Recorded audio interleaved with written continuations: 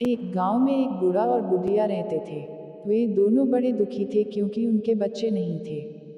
दोनों कभी कभी बहुत उदास हो जाते थे और सोचते थे हम ही हैं जो अकेले जिंदगी गुजार रहे हैं। एक बार बूढ़े से बुढ़िया से कहा, मुझे अकेले रहना अच्छा नहीं लगता है, क्यों ना हम एक बकरी को घर ले आए। उसी दिन दोनों हाट में गए और एक बकरी खरीद कर घर ले आए। 4 कौड़ी में वह बकरी खरीद कर आए थे, इसीलिए वे बकरी को 4 कौड़ी नाम से पुकारते थे। बुढ़िया माई बहुत खुश थी बकरी के साथ। उसे अपने हाथों से खिलाती पिलाती, जहाँ भी जाती चरकौरी को साथ ले जाती। पर थोड़े ही दिन में बकरी बहुत ही मनमानी करने लगी। किसी के भी घर में घुस जाती थी और जो भी मिलता खाने लगती।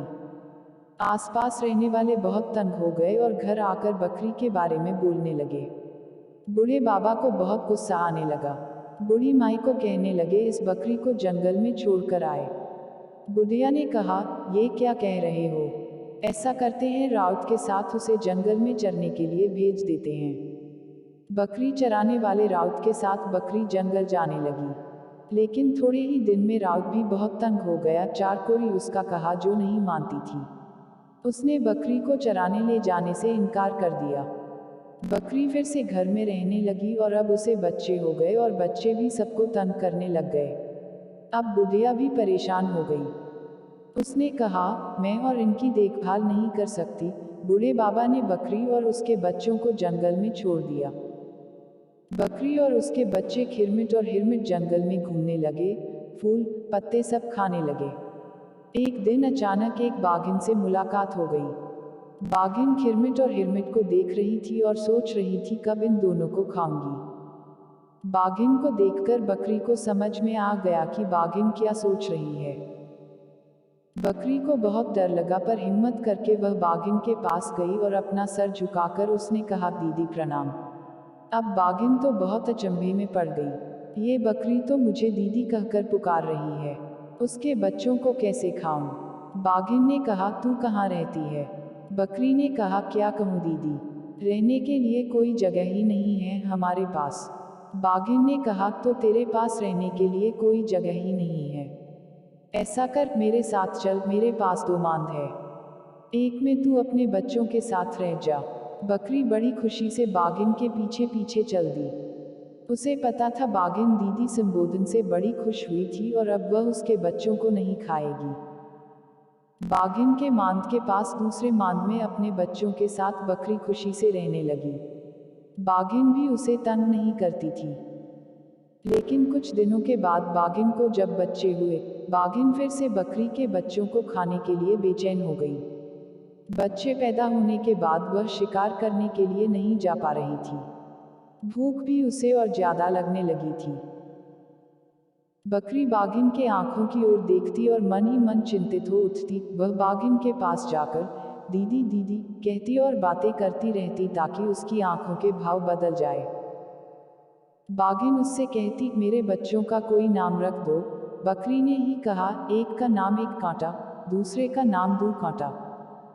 बाघिन के बच्चे एक कांटा और दू कांटा और बकरी के बच्चे खिरमिट और हिरमिट। शाम होते ही बाघिन ने बकरी से कहा, तुम तीनों अगर हमारे संग सोते तो बड़ा अच्छा होता, या किसी एक को अगर भेज दो। अब बकरी बहुत परेशान हो गई, क्या कहूँ बाघिन से। खिरमिट ने अपनी माँ को चिंतित देखकर कहा, माँ तू चिंता मत कर, मैं जाऊंगा वहां सोने। बाघिन के मांद में जाकर खिरमिट ने कहा, मौसी मौसी मैं आ गया।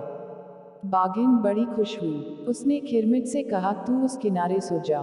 खिरमिट लेट गया, लेकिन डर के कारण उसे नींद नहीं आ रही थी। थोड़ी देर के बाद वह उठकर बाघिन के पास जाकर उसे देखने लगा। हाँ, बाघिन गाढ़ी नींद में सो रही थी। खिरमिट ने धीरे से एक कांटा को उठाया और अपनी जगह उसे लिटाकर खुद उसकी जगह में लेट गया।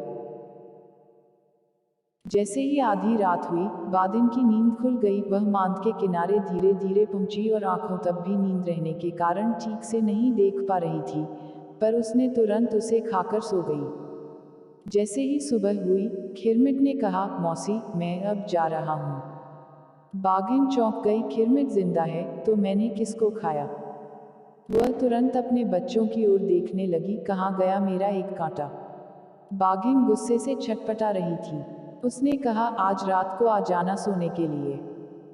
उस रात को जब खिरमिट पहुंचा सोने के लिए, उसने देखा बाघिन अपनी पूंछ से 2 कांटा को अच्छे से लपेट कर लेटी थी।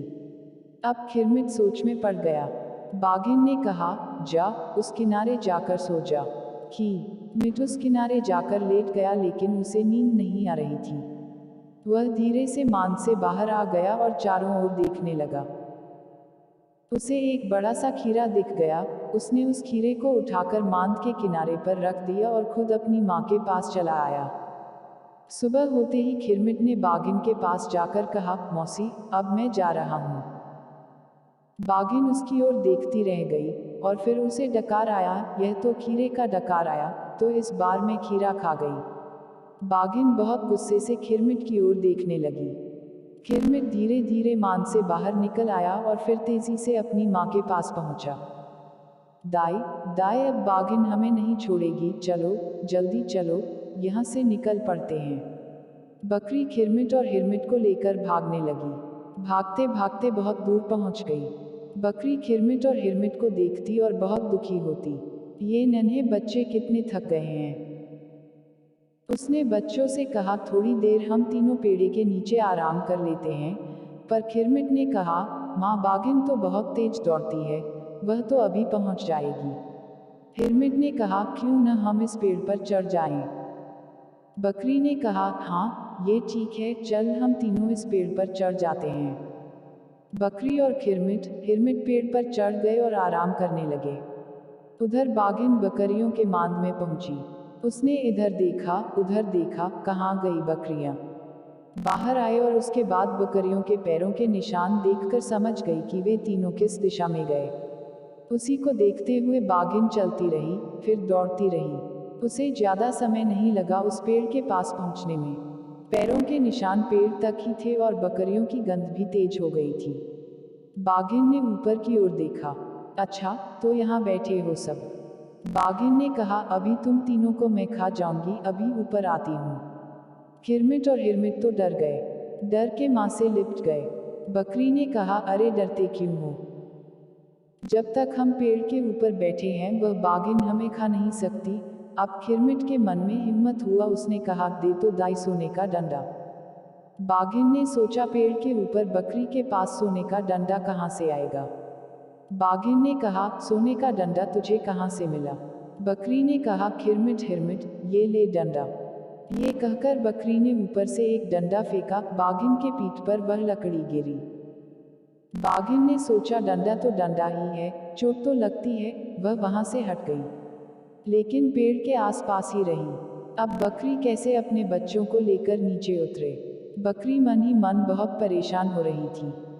उधर बाघिन परेशान थी, ये सोचकर कि कब तक उसे बकरियों के इंतजार में पेड़ के नीचे रहना पड़ेगा। तभी बाघिन ने देखा, वहां से 3-4 बाघ जा रहे हैं। सबसे जो बड़ा बाघ था उसका नाम था बिंदुआ। बाघिन बिंदुआ के पास गई और उस पेड़ की ओर संकेत किया जिस पर बैठी थी बकरियां। बिंदुआ तो बहुत खुश हो गया। वह अपने साथियों को साथ लेकर पेड़ के नीचे आकर खड़ा हो गया। बकरी अपने बच्चों से कह रही थी, डर किस बात का? ये सब नीचे खड़े होकर ही हमें देखते रहेंगे। लेकिन तभी उसने देखा कि बिंदुआ पेड़ के नीचे खड़ा हो गया। उसके ऊपर बाघिन, बाघिन के ऊपर और एक बाघ, उसके ऊपर। अब तो चौथा बाघ पेड़ के ऊपर तक आ जाएगा। बकरी अब डर गई थी, कैसे बचाए बच्चों को। तभी खिरमिट ने कहा, दे तो दाई सोना के डंडा, तेमा मार तरीके बंडा। ये सुनकर बिंदुआ, जो सबसे नीचे था, भागने लगा, और जैसे ही वह भागने लगा, बाकी सब बाघ धड़ाम धड़ाम जमीन पर गिरने लगे। गिरते ही सभी बाघ भागने लगे। सबको भागते देख बाघिन भी भागने लगी। बकरी ने कहा, चल खिरमिट, चल हिरमिट, हम भी यहाँ से भाग जाए, नहीं तो बाघिन फिर से आ जाएगी। बकरी अपने बच्चों को साथ लिए दौड़ने लगी। दौड़ते दौड़ते जंगल से बाहर आ गए। तीनों सीधे बूढ़ी माई के घर आ गए और बूढ़ी माई को चारों ओर से घेर लिया। बूढ़ी माई और बूढ़ा बाबा उन तीनों को देखकर बड़े खुश हुए। अब सब एक साथ खुशी खुशी रहने लगे।